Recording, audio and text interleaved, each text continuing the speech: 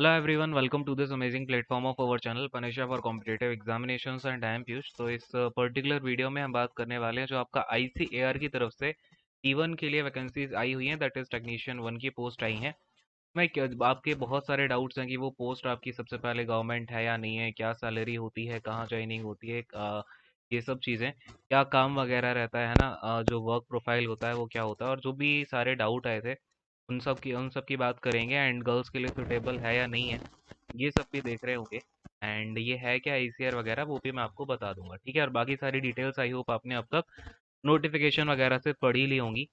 तो पहले बात करते हैं यहाँ पे क्या वैकेंसी है। ये आपकी आईसीएआर टेक्नीशियन 1 की है और ये वैकेंसी लास्ट टाइम नोटिफाइड हुई थी 2015-16 में, ठीक है।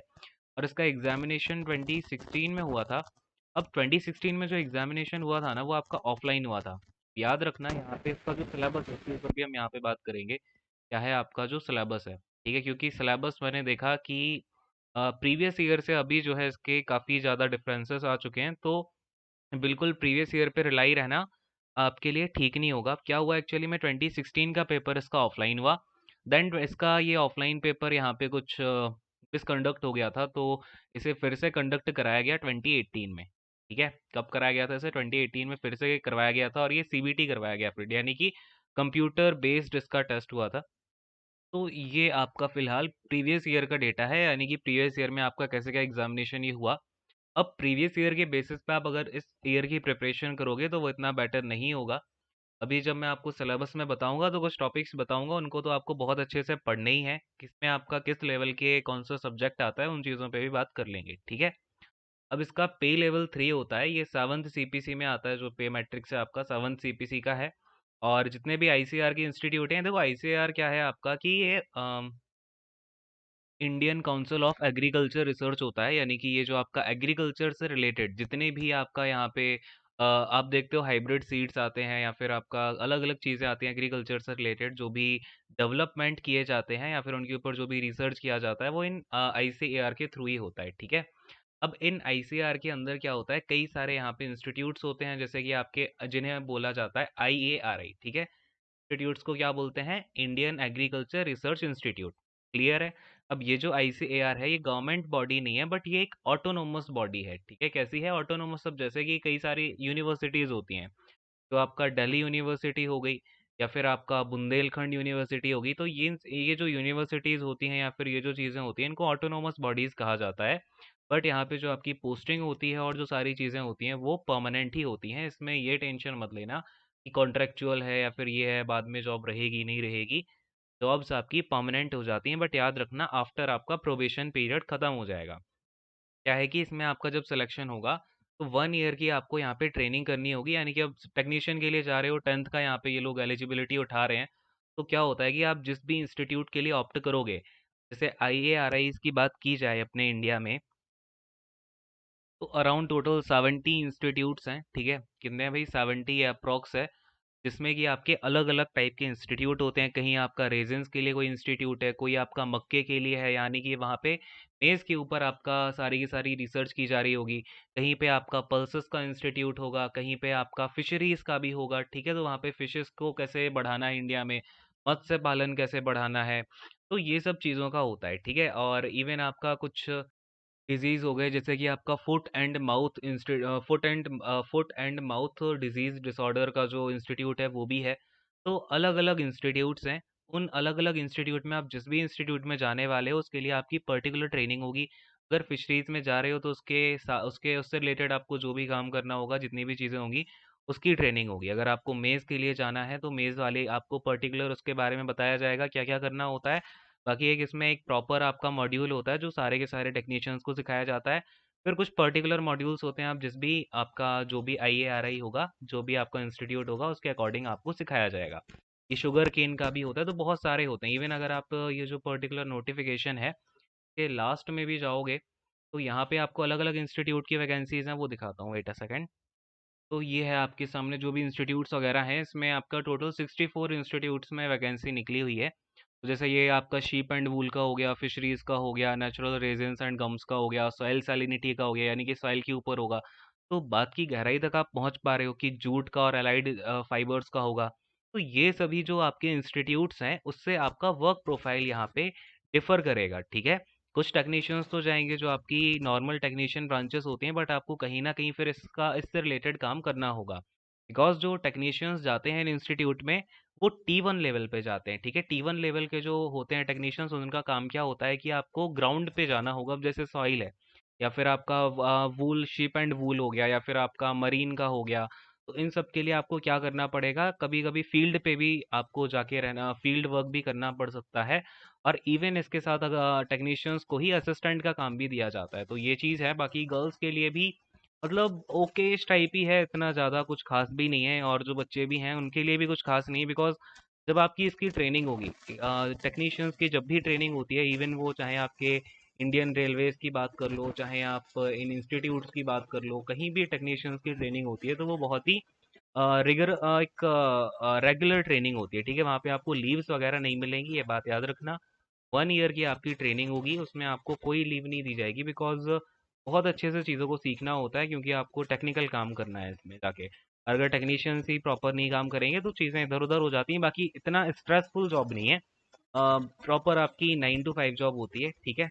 9 to 5, हाफ एन आवर ऊपर नीचे भी चल जाता है।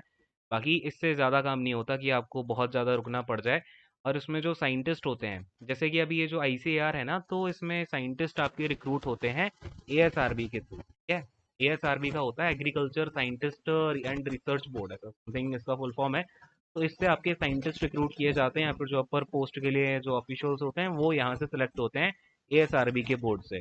तो उनको यहाँ पे असिस्ट करना, या फिर जो साइंटिस्ट हैं, या फिर आपके JRF वगैरह काम करने आ रहे हैं, JRF भी आते हैं ना, तो JRF वगैरह जो आ रहे होते हैं ICAR का जो नेट वगैरह क्वालिफाई करके, तो जो JRF SRF हैं उनको भी असिस्ट करना, उनकी हेल्प, मतलब उनको एक तरीके से उनकी मदद करना कि आपका यहाँ पे काम होगा। ये सारी चीज़ें आप लोग समझ गए। एक बार इन सारे के सारे जो इंस्टीट्यूट यहाँ पे आपको नोटिफिकेशन में दे रखे हैं, इनसे गो थ्रू कर जाना, तो आपको अपने आप पता चल जाएगा ये ब्रैकफिश वाटर एक्वाकल्चर का है, फिशरीज का है, क्रॉप्स का है, सोयाबीन, मशरूम, मीट रिसर्च का है, कोल्ड वाटर का है, तो ये चीज़ें।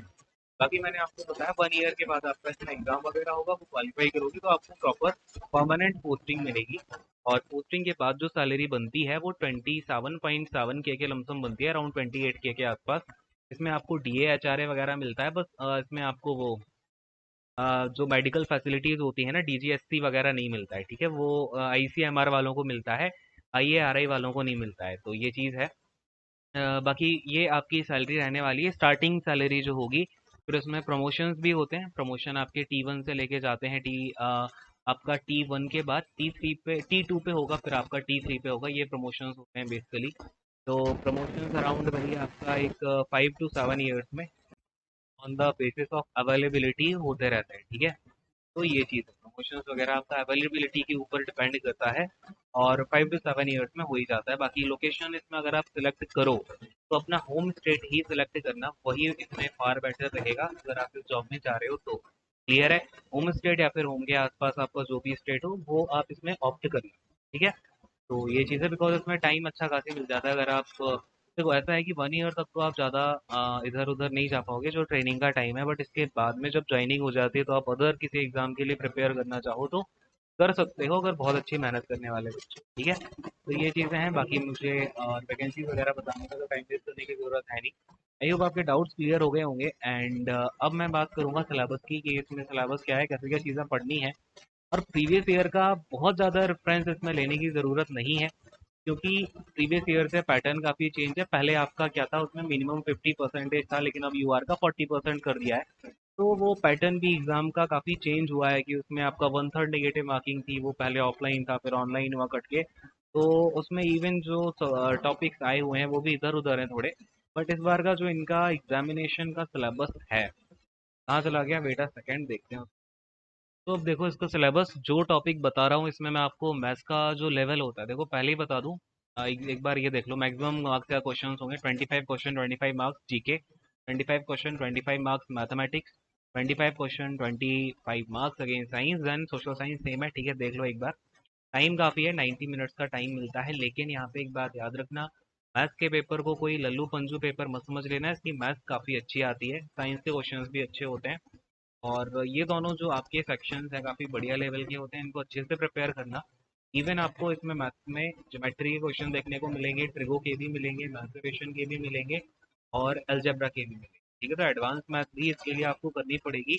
दूसरी चीज़ की बहुत ज़्यादा इधर उधर पीडीएफ के चक्कर में मत पड़ना, सीधा सीधा इसमें मैं आपको बता रहा हूँ, ये आपको साइंस 9th और 10th क्लास के एनसीईआरटी से कर ही लेनी है एनी हाउ।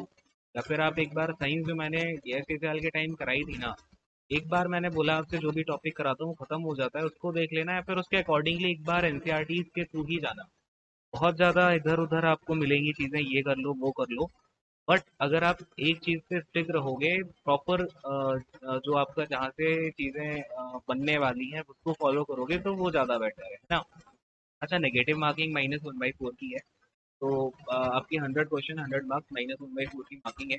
ये सिलेबस देखो इन्होंने भी दे रखा है यहाँ पे, ये जीके में आपका वही सब economic science, history, art and culture, geography, scientific research, और इवन जो करंट अफेयर आपको देखने को मिलेगा वो भी आपको अच्छा खासी साइंस से देखने को मिलेगा, साइंस एंड टेक्नोलॉजी से। ठीक है, अच्छे से कर लेना करंट अफेयर अपना साइंस एंड टेक्नोलॉजी का या फिर रिसर्च का।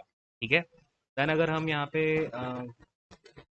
बात करें अगर यहाँ पे मैथमेटिक्स की, तो ये आपका मैट्रिक लेवल क्वेश्चंस होंगे। हाँ, नंबर सिस्टम इसमें अच्छे से करके जाना, एंड इवन जो अरिथमेटिकल ऑपरेशंस है इसमें आप एवरेज कर लेना, टीएसडी अच्छे से कर लेना, टाइम एंड वर्क कर लेना। ये इन टॉपिक्स से आपको क्वेश्चन अच्छे खासी देखने को मिलेंगे। एसआईसीआई थोड़ा बहुत कर लेना, बाकी एवरेज और टीएसडी और टीडब्ल्यू अच्छे क्वेश्चन देखने को मिलेंगे बढ़िया लेवल के। ठीक है, अलजेब्रा, ज्योमेट्री, मेंसुरेशन, ट्रिगोस, देखो ये सब आपका आएगा, और अच्छे एडवांस मैथ आपको देखने को मिलेंगे। अगर आप एडवांस मैथ को निगलेक्ट करोगे तो काम नहीं चलने वाला। ठीक है, पीआई के क्वेश्चन भी अच्छे लेवल के आएंगे। इवन आपको स्टैटिस्टिकल चार्ट एक बार कर ही लेना, ये तो ईजी होते हैं, कुछ खास इसमें होता है नहीं। देन साइंस में आपको फिजिकल और केमिकल सब्सटेंसेस के ऊपर मैट्रिक लेवल क्वेश्चन, वही आपका साइंस आपको 10th क्लास की पूरी पढ़ के जानी है। समझ में आती है इतनी सी बात, इसमें कि स्पेशली आपको nature and behaviour, world of living, ये आपका बायोलॉजी में चला जाएगा। अगर आप 9th 10th की देखोगे तो उसमें ये लिविंग करके एक चैप्टर है। नेचुरल फिनोमिना हो गए, करंट और नेचुरल रिसोर्सेज बहुत अच्छे से करके जाना। करंट से अच्छे क्वेश्चंस आपको इसमें देखने को मिल सकते हैं। सोशल साइंस, इसमें क्या करना है ना, सीधा का सीधा अपनी एनसीईआरटी की बुक उठानी है, जो इंडिया एंड कंटेम्प्रेरी वर्ल्ड की है उसकी एनसीईआरटी उठा लो, डेमोक्रेटिक पॉलिटिक्स की उठा लो, अंडरस्टैंडिंग इकोनॉमिक डेवलपमेंट, ये सब बुक के ही नाम है। ठीक है ना, ये ना आप जाके देखना 9th और 10th में इंडिया एंड कंटेम्प्रेरी वर्ल्ड की बुक उठाना, डेमोक्रेटिक पॉलिटिक्स, देन अपना इकोनॉमिक डेवलपमेंट और डिजास्टर मैनेजमेंट। सीधे के सीधे क्वेश्चन आपको एनसीईआरटी से ही यहाँ पे देखने को मिल रहे हैं, है ना। बाकी अगर कोई डाउट होता है नीचे कमेंट सेक्शन में छोड़ देना, और अगर नहीं आता है समझ में तो ये सब चीज़ें देख लेंगे एक बार, मैं बता दूंगा कैसे क्या पढ़ना है। बाकी आई थिंक ये यार आता होगा सबने 10th वगैरह तो पढ़ी हुई है अच्छे से। अगर नहीं पढ़ी हो तो एक बार यार पढ़ लेना, एनसीईआरटी हैं कुछ खास है नहीं। तब भी अगर कोई दिक्कत हो कि नहीं आ रहा समझ में तो बता देना, ऐसा हम उन चीज़ों को जो है क्लासेस को देख लेंगे। ठीक है, तो बस यही है, आपको आई होप क्लैरिटी आ गई होगी जो भी आपके डाउट्स थे। अगर और कोई डाउट होता है कमेंट सेक्शन में छोड़ना, इंतजार करना, आपको उसका आंसर मिल जाएगा। ठीक है, तो अब इस सेशन को यहीं पे एंड करूंगा। Thank you so much, god bless you all, take care and bye bye.